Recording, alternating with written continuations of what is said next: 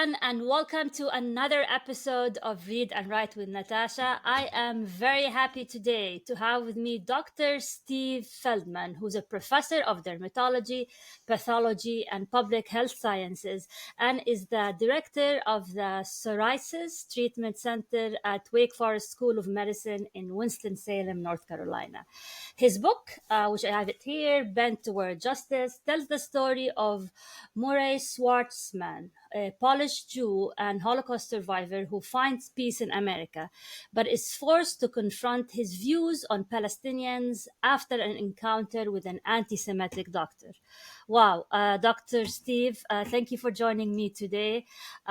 So happy to have you on the podcast, and best of luck with running for Congress next month. This is exciting.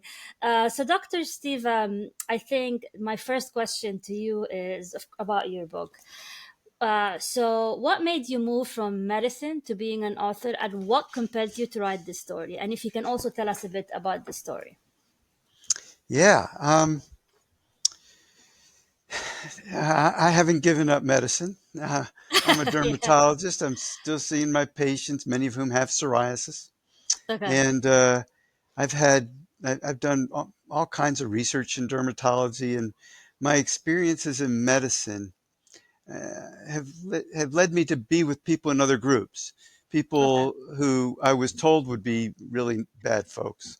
So, they told me in medicine, oh, the drug companies only care about the money, and the insurers don't care about patients; they only care about the money.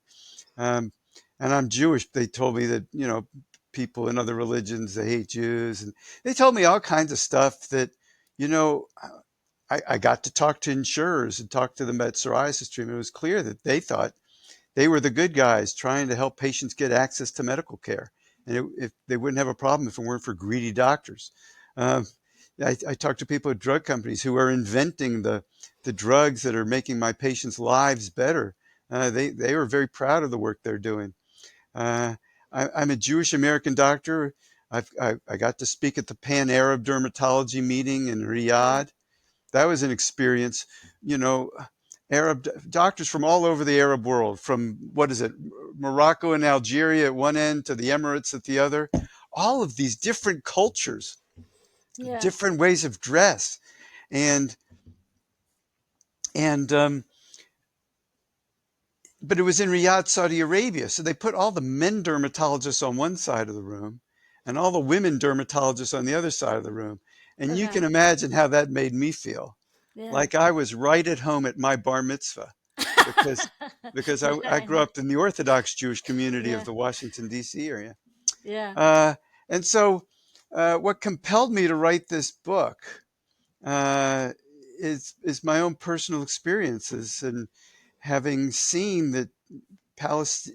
In Hebrew school I was taught, oh, Palestinians want to kill Jews, and I got to go to Palestine and be in the homes of Christian and Muslim Palestinian families. And they were the nicest people I have ever met in my life. I mean, I've met nice people in New York, but in North Carolina, people are really warm and sweet and friendly.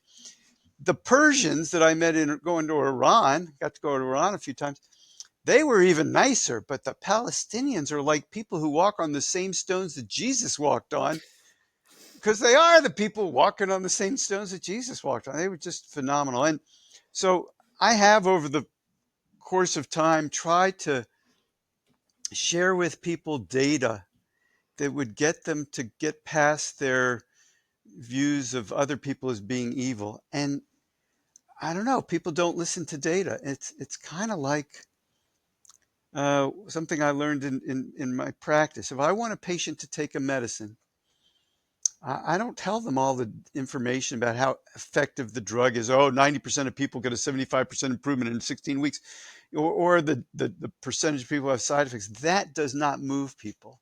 Natasha, you should love this. It turns out one story is more effective than all of the data you can present.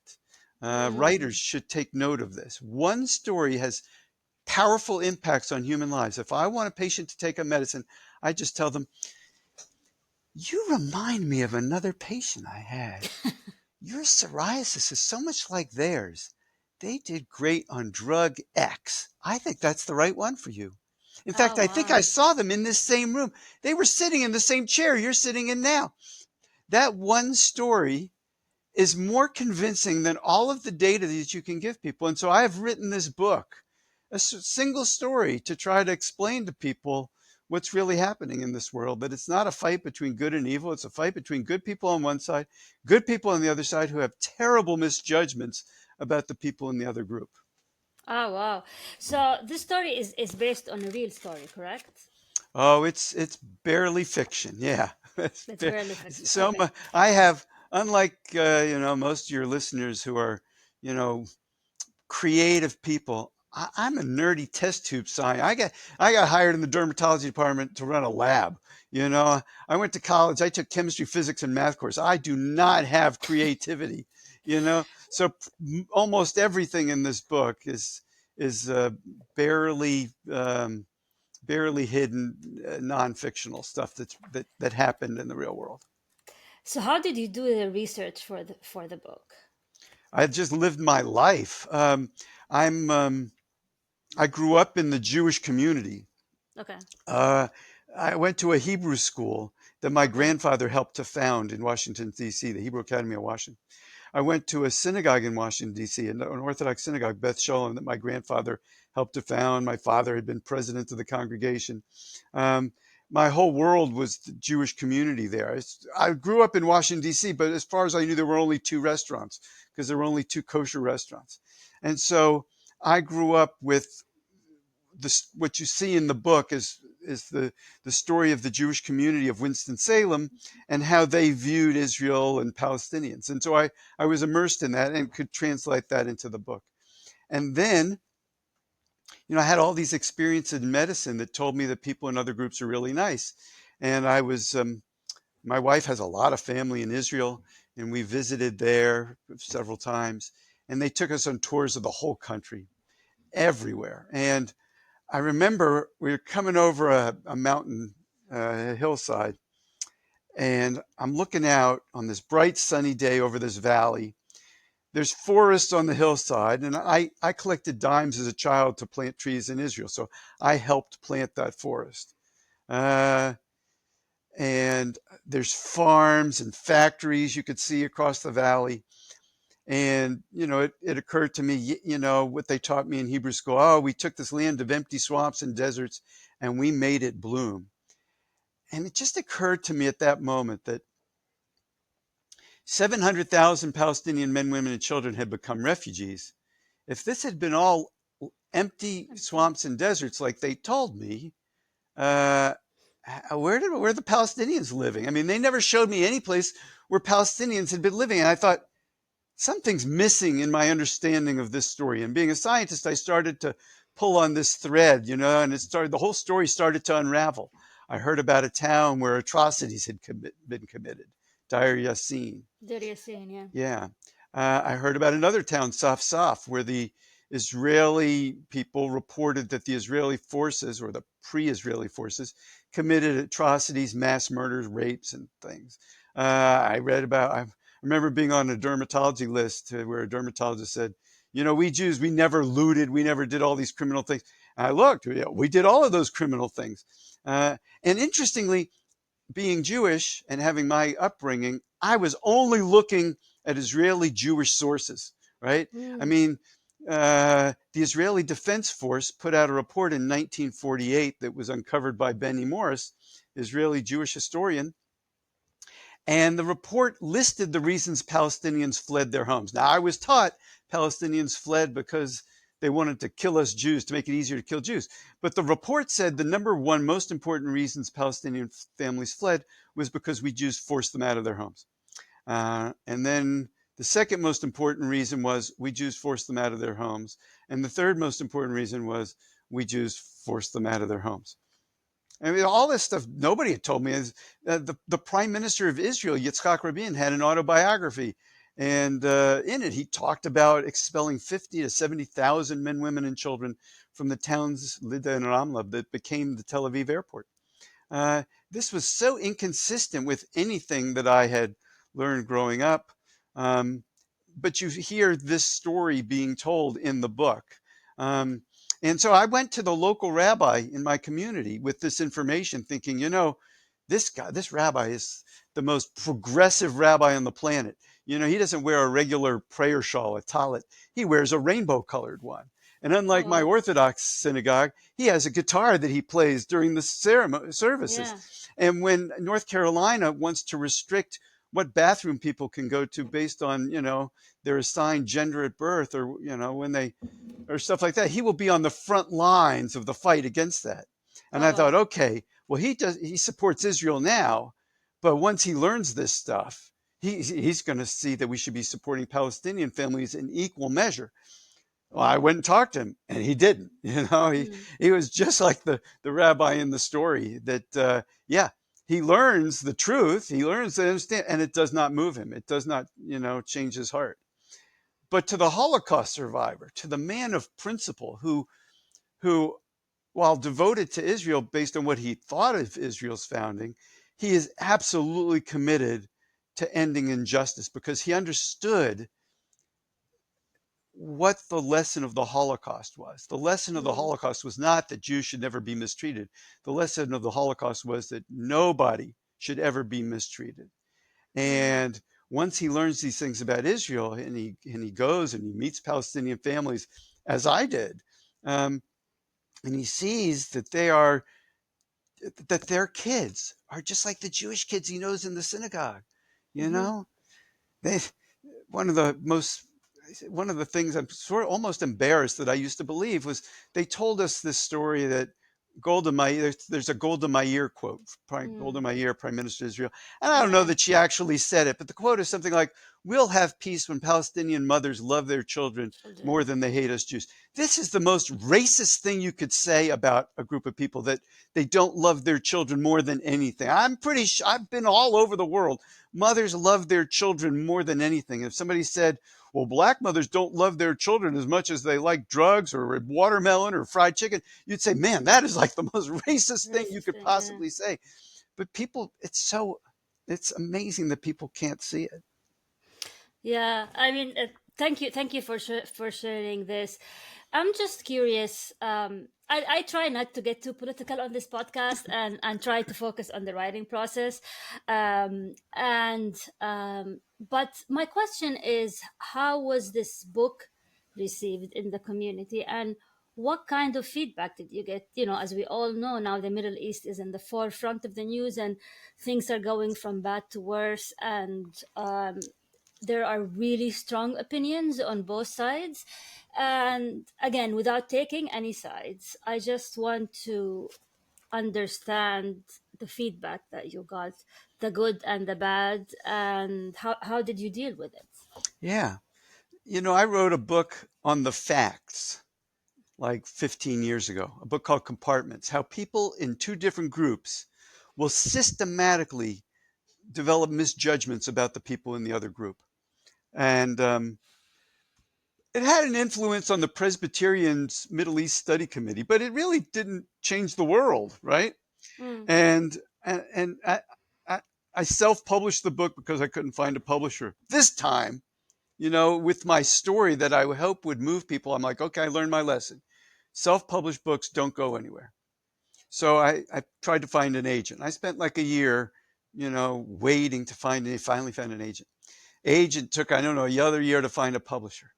Publisher, takes 2 years to publish the book, but goes out of business right before the publication date. Find yeah. another publisher who publish it. And it's been on the market for 6 months, and it really hasn't taken off yet. So I'm still in the process of marketing and pushing and trying to get the book out there. In terms of feedback, people who read the book have told me, oh, this is educational. I never saw things this way before. Oh, I appreciate, it's so refreshing because the book has a happy ending. It has Mm, an ending where there's peace. I think one of the reasons we can't seem to get anybody to support peace in Israel Palestine is because very few people, not nobody, but very few people are presenting an image of what it will be like when the inevitable happens, when the Israeli government inevitably says to Palestinian families, oh my God, we made a huge mistake. What we did to you is against our moral character. We need you to return to your homes. We need to live together in peace. We'll rebuild your villages. We'll make sure everybody has jobs. We'll have an economy that will be the envy of the world with all these billions of Christians and Muslims wanting to come visit a peaceful Holy Land. Once you see that vision, hopefully it will move people. Um, but I was on a podcast, a radio program from a very religious Jewish New York setting. And they invited me to come on and talk about the book. And I explained, this book isn't consistent with what you usually talk about. And then he was like, no, I understand, but we listen to all points of view and stuff.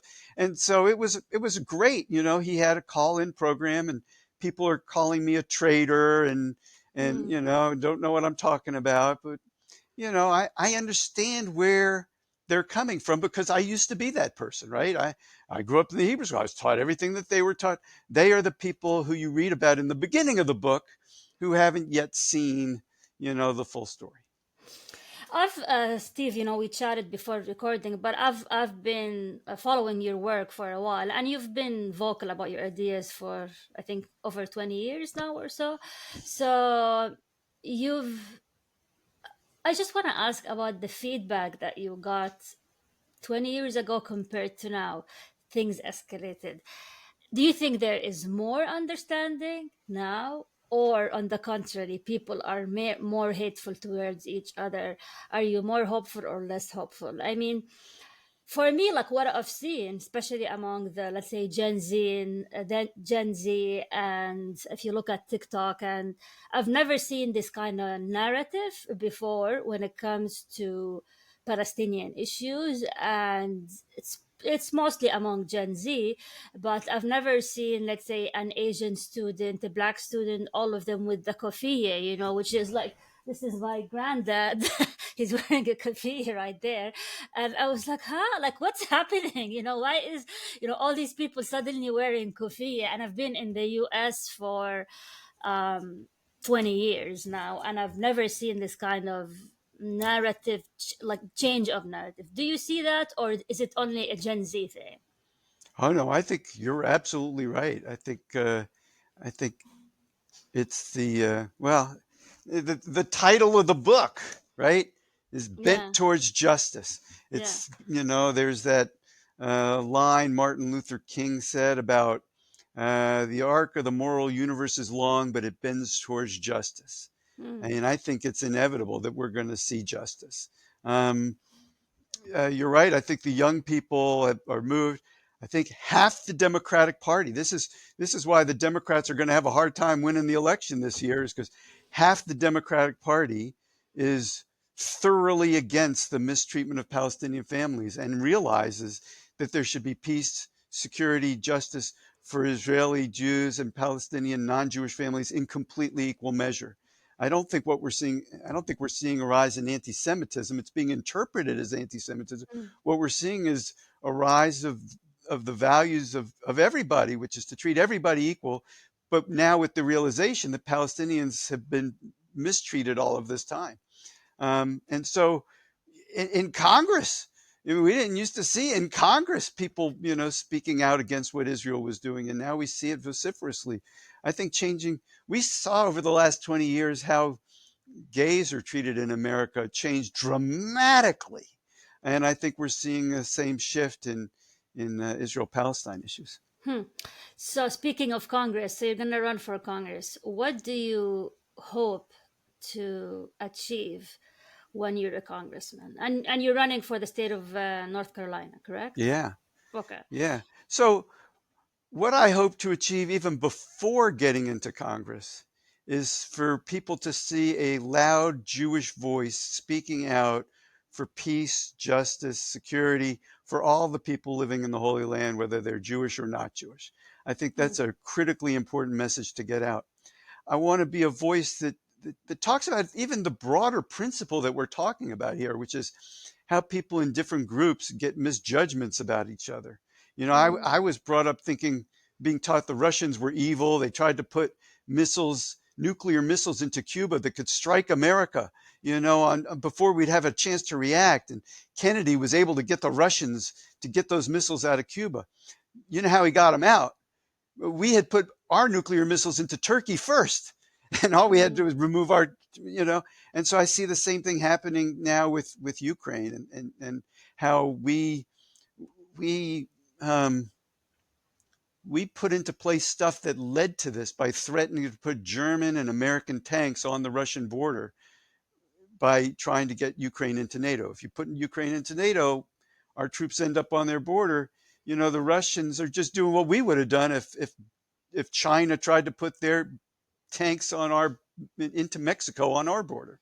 Mm, Um, I'm hoping to provide a um, a very optimistic voice about the world, because there's really good people. It's not that we're fighting evil, we're fighting other good people. And mm, should I be elected, in the best of all worlds, Congress will be a 50-50 split between the Democrats and the Republicans, and then me, the deciding vote. That would be like the best of all worlds. And hopefully I could get the Republicans and Democrats to work together. Because look, I'm a dermatologist. I meet a lot of people. I've met Republicans. These folks want to make the world better for us and our kids. They want the country to be strong. They are peace loving people. I've met Democrats. They're equally caring and warm and friendly, and but they may disagree on their policies. But each side says the other ones are trying to destroy the country. They don't care about people. We all care about people, and that's a message I hope to mm. to to, to bring. So, speaking of prominent Jewish voices that are calling for peace, you don't think there are enough voices? I mean, I can think of Bernie Sanders, maybe. So, you think you want to be similar in a similar position to Bernie Sanders or any other prominent Jewish voices that you can think of? Yeah.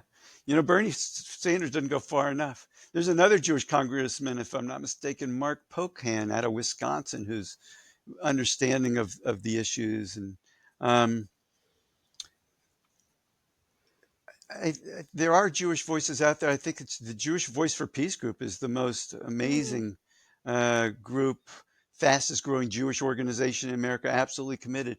Interestingly, they are basically they started as a bunch of hippies out of Berkeley, California, mm, and and what I don't think we see quite yet are the as many conservative voices calling mm, for equal treatment. In fact, what we see is we have a senator here in North Carolina, Senator Budd, who is a devout Christian person.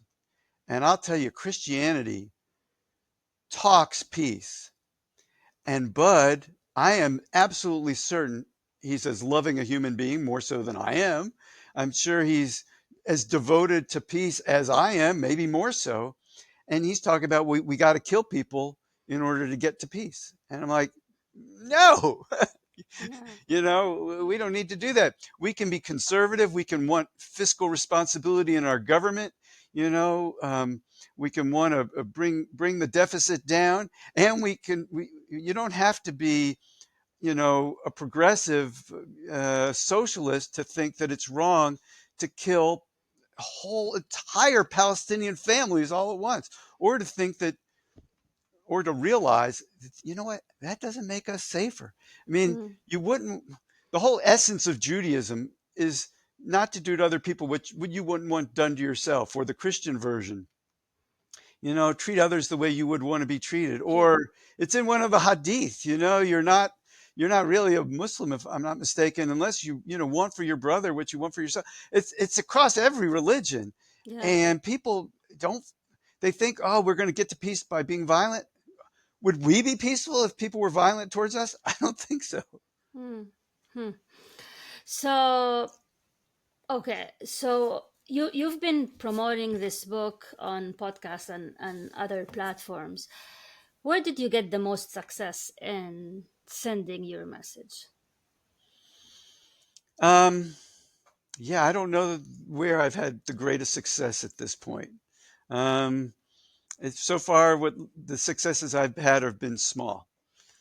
Okay. When it hits the New York Times bestseller list, I'll I'll be more. Dermatology's been very good to me. I am not a writer who's writing to make a living. I Yeah. am making a living so that I can promote my writing. And so, I've tried marketing in major national Christian publications, in a Mm, major national Jewish publication, because one of the things I see is that most of the time people end up preaching great stuff to people who already understand, you mm, know? mm. And what I want to do is get to the people who get the story into the hands of people who don't already support equal treatment for Israelis and Palestinians. Are you still publishing articles? Publishing articles? Yes. Right now, uh, most of my publication efforts would be in my campaign for Congress. It's a great way to get a message out, at least to several counties in North Carolina. But Hmm. hopefully, there will be a synergy between the book, the campaign. Maybe it will be, if my campaign can develop any kind of traction, to be a national story about a Jewish doctor campaigning on the idea that we need to control the federal deficit and we need to stop supporting Israel's killing of Palestinian families. That there's Hmm. a path forward. Which one of the things that's really fascinating about all of this is that good people have been supporting a two-state solution. People who would never have even considered for a moment supporting separate Bantustans for blacks in South Africa or supporting a two-state solution. People who would be offended by the idea of separate water fountains for blacks and whites, much less separating them into different parts of the state, you know? Mm, I yeah. mean, and they're supporting a two-state solution. It makes like absolutely no sense whatsoever. It made me realize, I grew up in Washington thinking the people in the deep south were these evil, hateful people supporting of segregation and slavery and racism. And now I realize they were really warm, caring Christian folks who were brought up thinking that segregation was just right and normal. We believe what we're Mm, brought up to believe. They are just like the rabbis today, who mm, will fight for gay rights, who will fight for trans rights, who will stand against all forms of racism and still hang signs in front of their temples saying, we support Israel. I mean, it's hmm. So, your idea of peace is a one state solution where everyone can live in peace. absolutely. I think that's, it's a complete no brainer when you think about it, because you know how you can reliably tell an Israeli Jew from a Palestinian Muslim or Christian? How? You can't. I don't know. There's no way. They're Yeah, identical, they you look know? alike. Yeah. Yeah, they're Yeah. identical. They go along, and so all my relatives need to do is say to the Palestinian families, "Come on, let's rebuild." And people are not going to want to be violent. I mean, America, we're friends with Vietnam, and we did horrible things to them. Um, Do you think it's feasible in our lifetime? yes, it could happen tomorrow. Gosh, Netanyahu could wake out of his slumber, or the next right wing person could realize, you know what? We're going to make a lot more money if we just let Palestinian families return to their homes. Our economy is going to be better. Lives of our children. Right now, we've got rockets coming in. Northern Israel's, we can't live there. And now Tel Aviv's under attack. Our kids, even in peaceful times, are warriors. They're not learning peace. And gosh, everything would be better if we just lived together in peace. The economy would have a like you'd have 2 billion Christians, 1.5 billion Muslims, another billion Chinese people wanting to visit the beaches, the Yeah. sites of the Holy Land. They would come in peace. You'd have jobs for everybody as translators, as tour guides. It'd be a phenomenal economy, and But and so it should happen in our lifetime. We've seen miracles happen in our lifetimes, like South Africans giving up apartheid. The situation there is so similar. Whites there thought they had been abused in the Boer Wars. They thought that the blacks would slaughter them all if they gave up their racist system, but they gave it up. hmm. But People might object to that because the projection is Palestinians or Muslims or Arabs would outnumber the Jews, and that might be a problem for Why people would to I think. don't think that would be a problem. Again, you know, what did Saudi Arabia look like when I went there? It looked like a country run by Orthodox Jews. Oh wow. Yeah, I mean, we Jews were slaughtered in a lot of Christian controlled places. Russia, Germany, Germans were Lutherans and Catholics, Spain. We Jews were relatively safe in Arab communities that were dominated by Muslim people. I can't, I say this not entirely joking, but I could foresee a two-state solution where you have one state for the religious Jews, religious Christians, religious Muslims, and one Okay. state for the secular Jews, Christians, and Muslims. You're smiling because that would actually be sensible. One state where they let the gays have parades and they let the girls show their belly buttons and have nose rings, and one state where they cover, because they would all cover, right? Whether they're Jewish, Christian, or Muslim, they all, that would make sense, to separate on the basis of the cultural differences. But separating on the basis of religion is abhorrent to me. It's Yeah. absolutely abhorrent. Yeah, yeah. I mean, I'm happy to hear that you're optimistic. Unfortunately, I'm 48 now.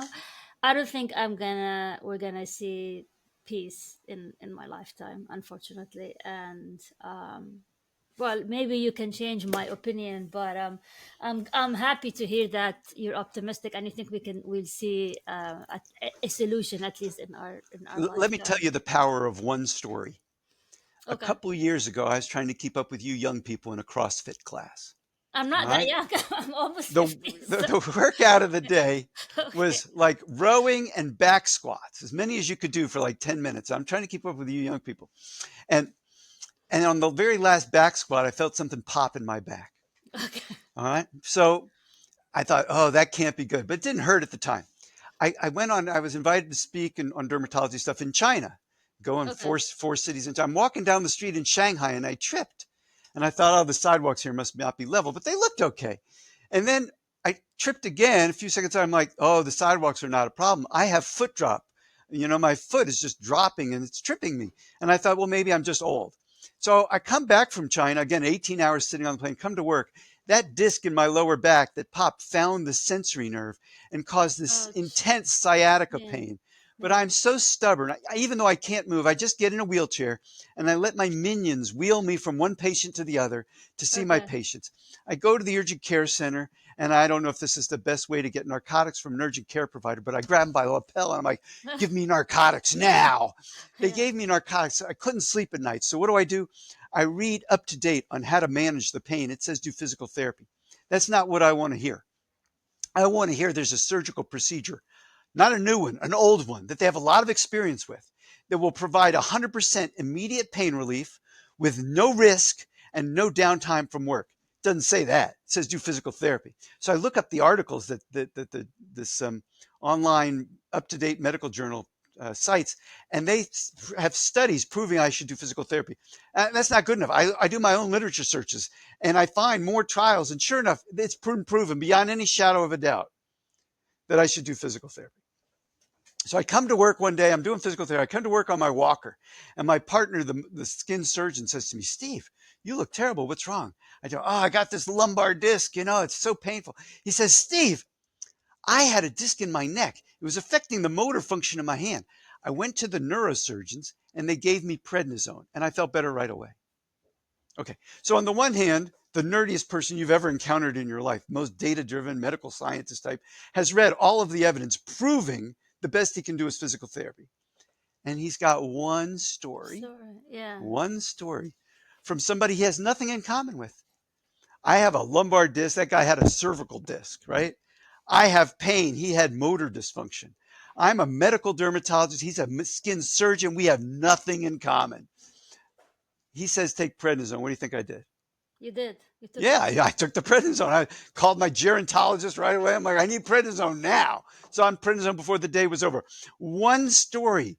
And you could see this in the world. You'll hear people during COVID hears about somebody who took some ivermectin, and they got better. Well, people with COVID sometimes get better, but you hear one story about somebody who did well on ivermectin. It's like everybody wants ivermectin.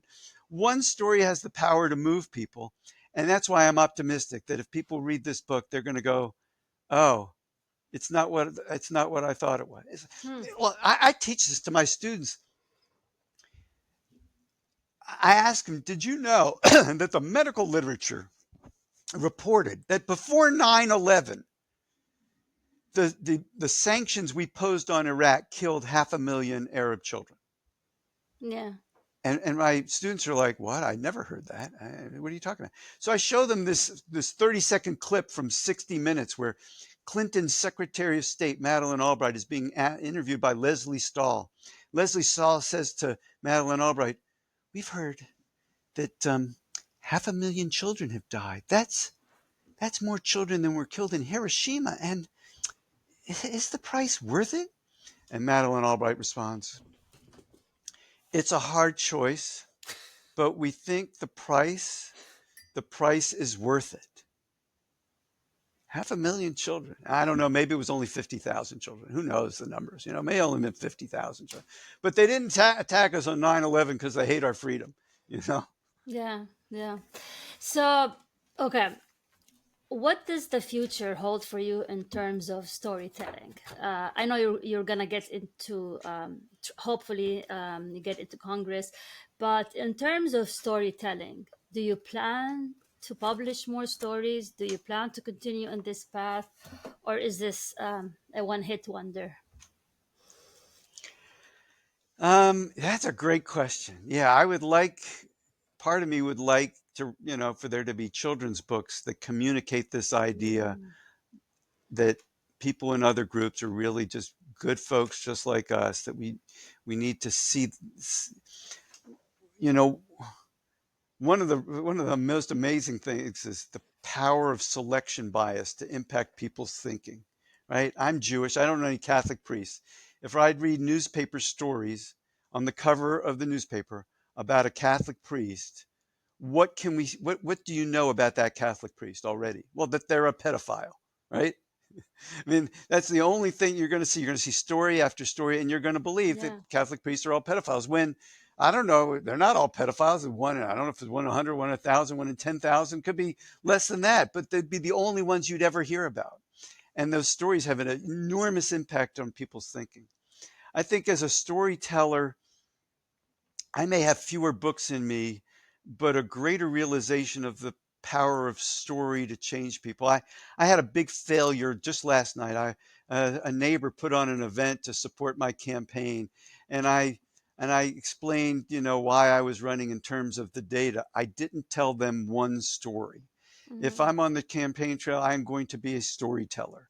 I'm going to tell stories about my trip to Iran, my trips to Iran, my trips to Palestine. I'm going to tell stories about my patients in medicine who who like how are you going to convince people that the problems in medicine are not caused by greedy insurers? They're not caused by greedy drug companies. What the problems in medicine are caused by the system that we have where people don't pay for their own health care. When somebody else is paying for it, the prices are just going to go up. And the way I explain this, I had one patient who had mild psoriasis. He just needed a little kind of cream to put on. He had great insurance. And so I offered him the three choices: either a generic ointment for $4 that probably would work pretty well, a less messy spray that costs $200, and then a fancy new combined product that had two different drugs in it for $800 a tube. Okay? Now he had really good insurance. Which one do you think he picked? the free one. No, he said, give me the $200 one and the $800 one, and I'll try them both and I'll see which one I like better because somebody else is paying for them. Why don't I take the best? And, Yeah. people, I mean, the system that we have is what's driving it. But that one story, I think, communicates more than I could do in any other way how just the fact of insurance, causes healthcare prices to rise. Huh. So You self-published this book, correct? No, no, No. I waited years to get a real publisher, you Okay. know? Yeah. So it's, yeah, Rand Smith books. Okay. So do you think the reason you waited years to get a publisher is because you're offering a progressive Jewish voice? And do you think that mainstream publishers might shy away from this kind of narrative? Um, Yes, to the latter. The reason I waited, I didn't self-publish is because I wrote a fabulous book before called Compartments that illustrated these problems and really it was, I think, key to understanding so much of the conflicts of the world within our families, between people within companies, between organizations in the United States, between different countries, between religions. You could understand how conflicts develop when you put people in different groups. Um, and that great book, I say it's great. Anyway, it didn't go anywhere. It didn't make the list because it was self-published. You know, bookstores weren't carrying self-published books and things. And I think it's assumed that it's not valuable if it's self-published. It may be the better than anything published. Anything your listeners are writing could be better, but you can only go so far self-published. So I felt like, based on my experience, I needed to have an agent. I needed to have a real publisher to push, my book forward. Um, and when I went to agents would not pick me up because I didn't have what they considered a platform. I'm like the number one rated dermatologist on the planet, number one expert on dermatology on the planet, according to expertscape.com. But I think what agents were looking for were celebrities who had, a million followers on Twitter, Mm. and they would take their cookbook over a book that, would be a convincing way of achieving world peace. Uh, and so, but I found an agent who was willing to take a risk on me, and then finding a publisher. I think when you try to find a publisher now, you run the risk of, okay, well, do we really want to take on something controversial? On the one hand, controversy might sell books. On the other hand, it could poison our relationships with a lot of people. And, Mm. I've got all these other folks who are strong supporters of Israel, and maybe I don't want to take it on.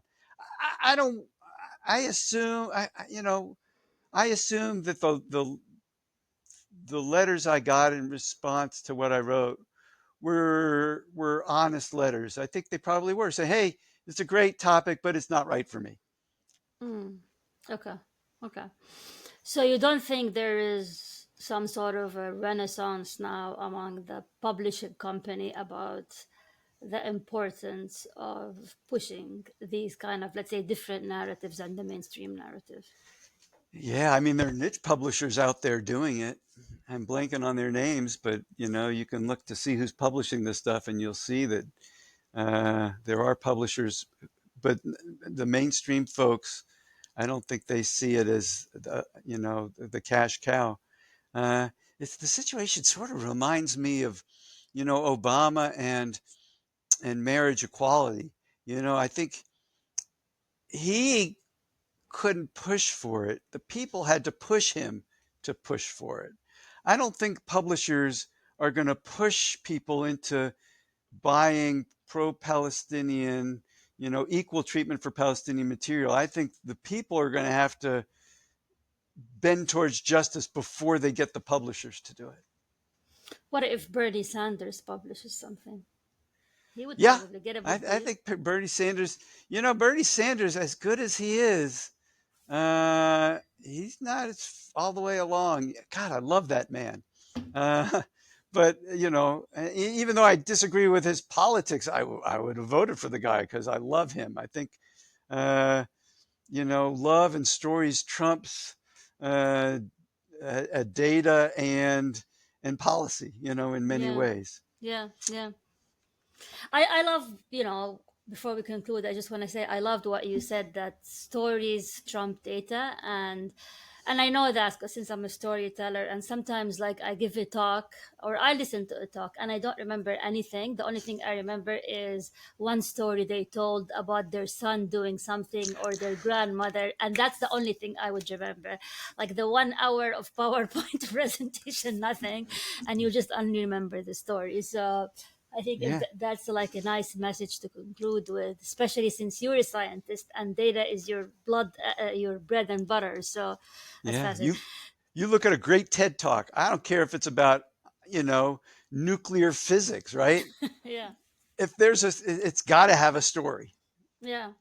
For me, my method is when I give public talks is I start with a story and I end with a story, and the same story that I started with, I end with it. So just to close the loop, and I think that what would make for a good talk. Yeah, I like Uh, to start with the story of how I went to Palestine and I ended up with a young Palestinian man holding a blade at my neck. oh wow. Um, yeah, have you heard? Oh, let me tell you. You Okay. know, I would there's a Quaker fellow, Max Carter, who takes Americans to the West Bank to meet Palestinians to see what he takes them to Israel and Palestine, and we spend time in Ramallah at the Friends School where he had served as a conscientious objector during the Vietnam War, a jewel of a guy. And he took us around and we meet Palestinian families. We go in their homes. We go to PLO headquarters. We meet a guy who had been in Hamas. We meet all kinds of people. And you see how warm and genuinely friendly these people are. And I was afraid that when I came back to tell my story, people would discount it, saying, they only showed you what you wanted to see. So I decided I Mm, would go out on my own. This is how I okay. ended up with a Palestinian holding a blade at my neck. I, Wow. Wow. I'm not very personal. I'm a scientist. I can't just go knock on people's doors and say, hey, I want to talk to you. So I thought, where can I go where people talk? And I was telling this to a group of black women in a small town here in North Carolina. And they said, well, of course you would go to the barber shop. And I said, Ah. yes, I went to the barber shop and I got a haircut. And he shaved my neck with a blade. That was the only time a Palestinian man was holding a blade at my neck. That's a very good story. This is see, like I will always remember this one. And on this note, it's been wonderful talking with you, Steve or Dr. Steve, and best of luck with the book, with the campaign, with everything, and definitely let's stay in touch. And for anyone who's listening or watching, make sure to check out Dr. Steve Feldman's book, Bend Toward Justice. It's available on Amazon. And also, I saw it's Audible. Is it on Audible as well? Uh, Yes, it is read by Ed Asner, who had won multiple Emmy Awards. Many of the older folks will remember him from the Mary Tyler Moore Show. The oh, younger wow. people will remember him as the voice of Carl Fredricksen in the movie Up. Ah, yeah, that's true. Yeah, amazing. And by the way, you can get it on Amazon, but you might consider going to your local bookstore. You know, Yes. support your local bookstore, ask them to order it. Having it be in the bookstores would be good, but it's also great, I think, supporting our local bookshops. Yes, I love this message. So thank you very much, Dr. Steve. And for anyone who's listening or watching, thank you for joining us for another episode of Read and Write with Natasha. And until we meet again.